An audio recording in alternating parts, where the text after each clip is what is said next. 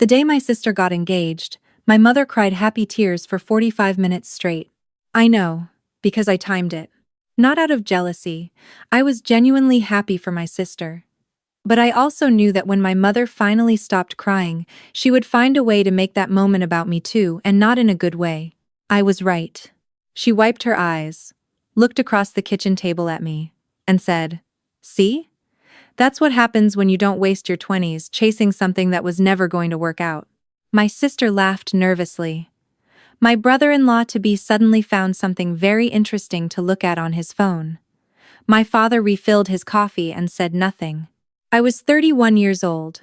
I had a master's degree in physical therapy. I had my own apartment 20 minutes from the hospital where I worked.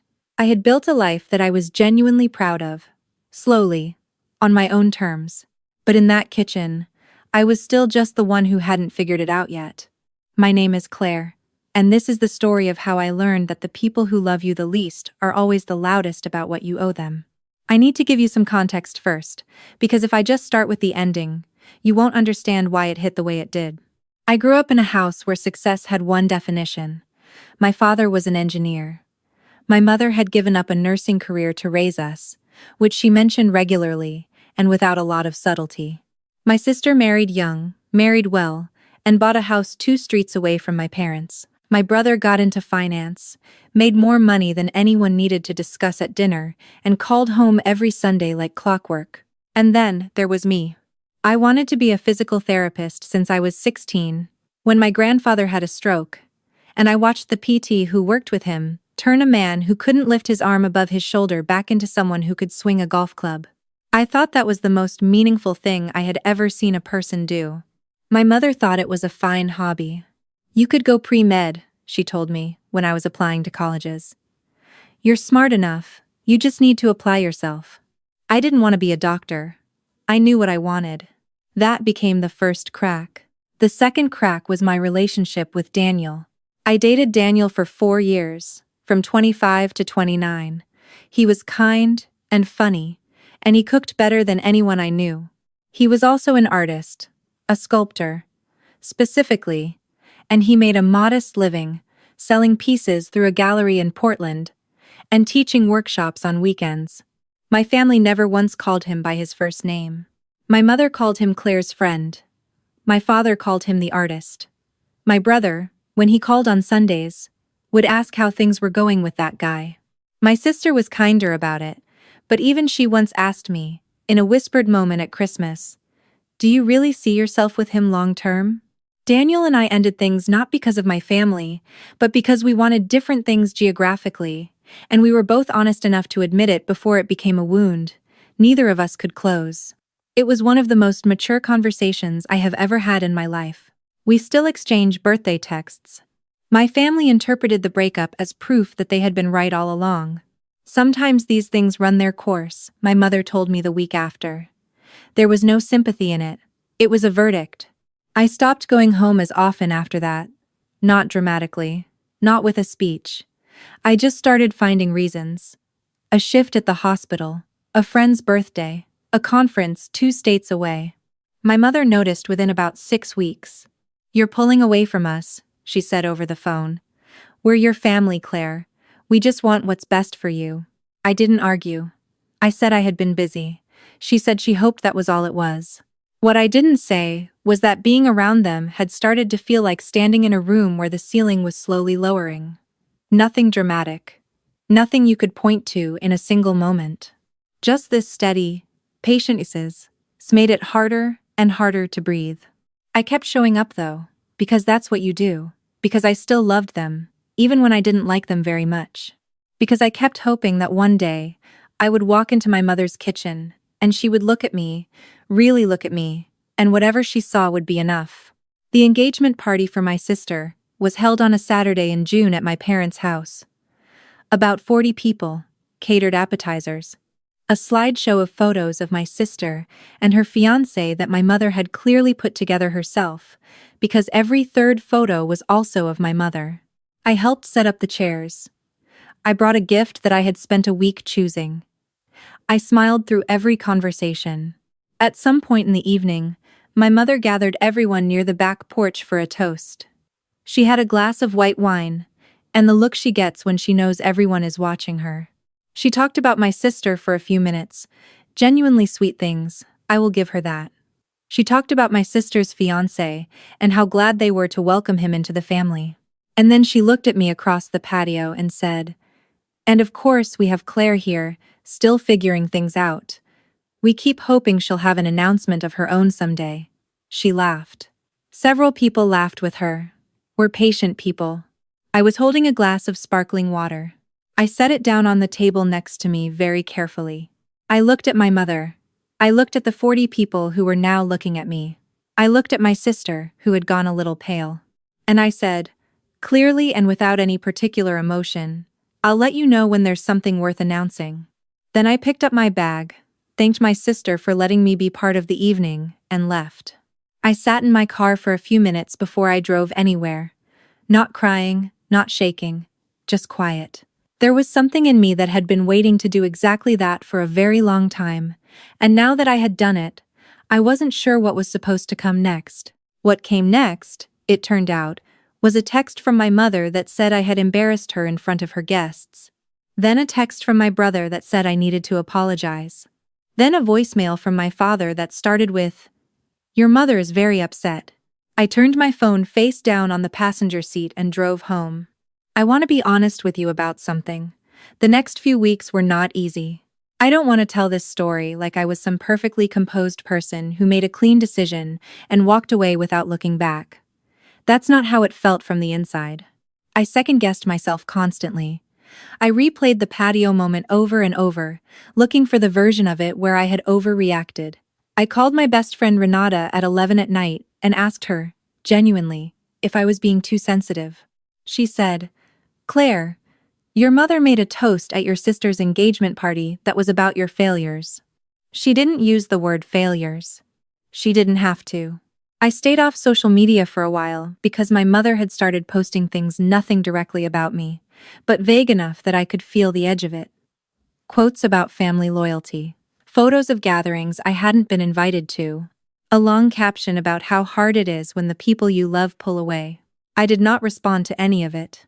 I also did not respond to the texts or the calls, not to punish anyone. I just genuinely did not have the words yet, and I have learned slowly, over a long time, that saying nothing is almost always better than saying the wrong thing when you're still in the middle of feeling it. What I did instead was work. I want to tell you about my job, because I think it matters to the story. I had been at the same hospital for 4 years. I specialized in neurological rehab, working with patients recovering from strokes, traumatic brain injuries, spinal conditions. It is not glamorous work. It is slow and incremental, and sometimes heartbreaking, and occasionally, quietly, extraordinary. About 2 months after the engagement party, I was offered a department lead position. It came with a significant salary increase, the ability to shape my own caseload, and the chance to help build a new outpatient program the hospital had been developing for 2 years. I accepted it on a Thursday morning. I told Renata. I told a few colleagues. I called my grandfather, my mother's father, who was in his late 70s and had always been the one person in my family who asked how I was doing and waited for the actual answer. He said, "I knew you'd get there." I said, "I haven't told my parents yet." He was quiet for a moment. Then he said, "When you're ready, not before." I wasn't ready for another 3 weeks.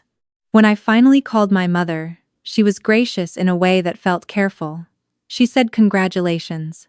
She asked if the pay was better. She said she was glad I was settling into something more stable. Not, "I'm proud of you." Not, "That sounds like something you've been working toward for years." Not, "Tell me about it."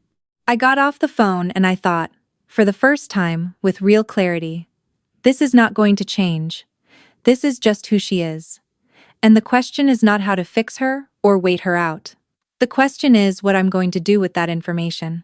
2 months after that call, my grandfather passed away. It was not unexpected. He had been declining for about a year. He died at home, in the early morning, with my aunt sitting beside him. I drove down for the funeral and stayed for 3 days. My mother was deep in grief, and I want to be fair to her, she had lost her father, and whatever else is true about her, That pain was real. I was not cold to her. I sat with her. I helped with arrangements. I let her talk. But here is what happened at the reading of the will. My grandfather had a small investment account. Not a fortune, but meaningful, the kind of money that represents a lifetime of careful habits and delayed gratification. Everyone assumed it would be divided evenly among his 3 children. It wasn't. He left the largest portion to my mother and her siblings, yes. But he also left a separate, specific bequest, to me, only to me, of all the grandchildren. The letter attached to it was handwritten. It said, "Claire has always known what she wanted, and worked for it quietly, without needing anyone's permission. I have always admired that more than she knows. Use this, however it helps you move forward." I read it twice in the lawyer's office. I folded it and put it in my bag. My mother was silent the entire drive home. The calls started 12 days later. Not from my mother first. From my brother. He called on a Sunday, which was unusual, because those calls were supposed to go the other direction. He said he was just checking in. He asked how I was doing. He asked about the new position.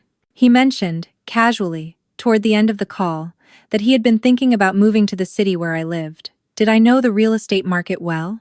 Did I have any contacts? Would I be willing to look at some places with him on a weekend? I said I'd think about it. The next call was from my sister.